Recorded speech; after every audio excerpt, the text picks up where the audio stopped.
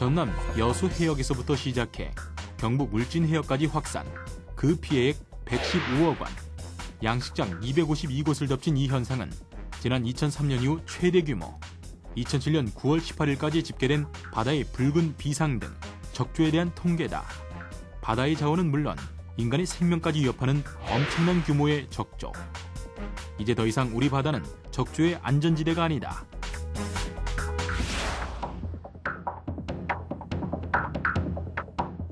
안녕하세요. 세이프코리아 해피코리아의 이경아입니다. 여름에는요, 조금은 일상에서 벗어나 즐기는 즐거움을 주고 겨울에는 분위기는 낭만을 느낄 수 있게 해주는 곳, 바로 바다. 또 넉넉한 자원을 생산해 기쁨을 안겨주는 푸른빛 바다가 붉게 물든다면 과연 어떻게 될까요? 더 이상 안심할 수만은 없는 바다의 적조 현상, 그 원인에 대해서 먼저 알아볼까요?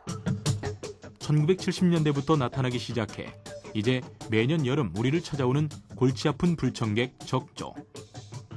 바다의 식물 플랑크톤이 급격히 늘어나면서 바다나 강, 운하, 호수 등의 푸른빛을 붉게 물들이는 적조는 조류와 바람, 파도를 따라 빠르게 확산되는 특성 때문에 연안의 어업과 양식업에 특히 치명적인 피해를 일으키고 있다.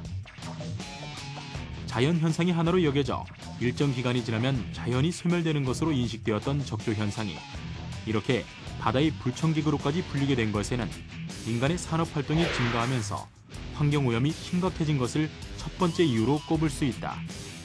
육상에서 유입되는 질소, 인산 등을 포함하는 생활하수, 공장 폐수 등의 유기성 오염물질이 크게 증가해 이 물질들이 바다로 들어가게 되면 바닷물의 온도가 섭씨 24에서 26도가 되었을 때 적조를 일으키는 플랑크톤이 폭발적으로 번식하게 된다. 두 번째 원인으로는 적조를 일어나게 하는 물의 부영 양화를 들 수 있다. 부영 양화란 물의 유기 양분이 너무 많다는 것을 의미한다. 갯벌에서 여러 생물들이 미생물이나 플랑크톤을 먹음으로써 자연 정화 역할을 했던 예전과는 달리 간척 사업 같은 활동에 의해 갯벌이 많이 줄어들면서 부영 양화가 심해진 것이다. 세 번째 원인으로는 지구온난화로 인한 기후 이상 변화가 큰 몫을 하고 있다. 수온이 상승하며 미생물이 더욱 왕성하게 번식하게 하였고 또 바람이 적게 불거나 바닷물이 잘 섞이지 않는 경우가 잦아 적조가 일어나는 최적의 조건이 마련됐기 때문이다. 적조가 빠른 속도로 확산되고 밀도도 높아지고 있습니다. 여수 앞바다에 내려진 적조 경보는 삽시간에 경남 전체 해역으로 확대됐습니다. 올 적조는 밀도의 변동폭이 크고 외해 수역에서 발생한 적조가 연안 측으로 유입되어 고밀도로 장기간 지속되고 있는 것이 특징이다. 지난 7월 31일 발생한 적조는 그동안 소강 상태를 보이다가 대부분 해역에서 적조가 소멸되어 9월 18일, 18시를 기해서 적조주의보를 해제함으로써 금년 적조는 소멸되었습니다. 우리나라에서는요, 주로 수심이 얕고 섬이 많아서 해류의 영향을 적게 받는 남해안에서 주로 적조 현상이 발생을 했는데요. 최근에는요, 수온 상승과 더불어서요, 환경 오염이 가속화됨에 따라 수심이 깊고 수온이 낮은 동해안조차도 적조의 안전지대가 아니라고 합니다. 적조 비상이 걸린 바다, 그 피해는 과연 얼마나 될까요? 해마다 어김없이 양식 어민들에게 심각한 피해를 주는 적조. 적조로 인해 발생하는 재산상 손해는 1억에서 764억까지 엄청난 손해를 입히고 있다. 2007년 9월 18일까지 남해안을 강타한 코클로디니움 적조는 전남, 경남, 경북의 양식장 65곳을 덮쳐 여러 종류의 물고기들이 집단 폐사를 당해 총 114억 8천만 원의 피해를 낳았다. 지난 2003년 215억 원의 재산 피해가 발생한 이후 4년 만에 최대 규모다. 적조가 일어나면 물속에 녹아있는 산소 농도가 낮아지기 때문에 물속의 산소를 이용해 호흡하는 어패류가 질식하여 폐사하게 된다.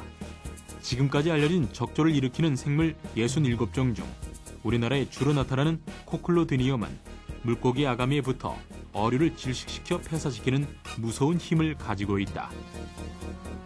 이로 인해 어업, 특히 양식어업에 큰 타격을 줄 뿐만 아니라 독성 물질이 축적된 어패류를 사람이 섭취했을 경우 심한 중독 증상을 보일 수도 있다.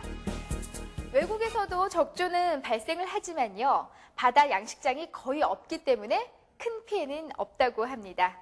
일정 기간이 지나서요. 서식 환경이 바뀌면서 자연 소멸이 되기 때문인데요. 적조의 늪에서 빠져나갈 수 없는 우리의 바다, 대책을 세워야 하지 않을까요? 적조는 신속한 상황 통보와 복구가 피해 범위를 줄이는 데 가장 중요하다.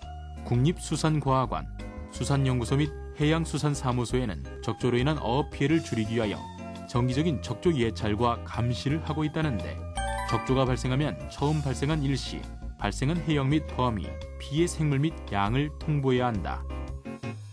적조로 인한 피해를 줄이기 위해서는 적조 예방 장비 확보 및 적기 가동 등 양식장 관리 요령이 중요하다.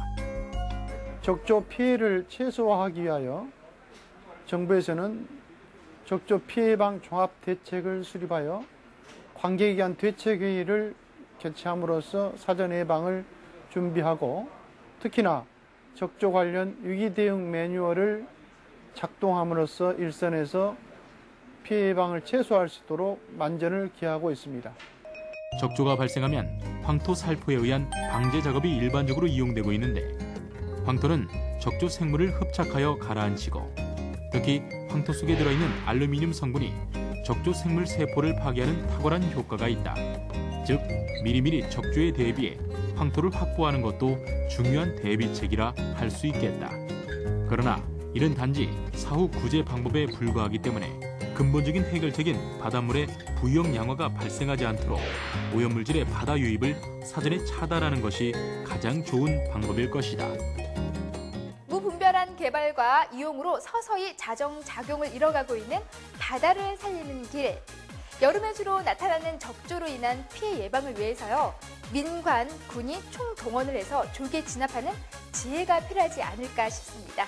지금까지요. 세이프코리아 해피코리아의 이경아였습니다.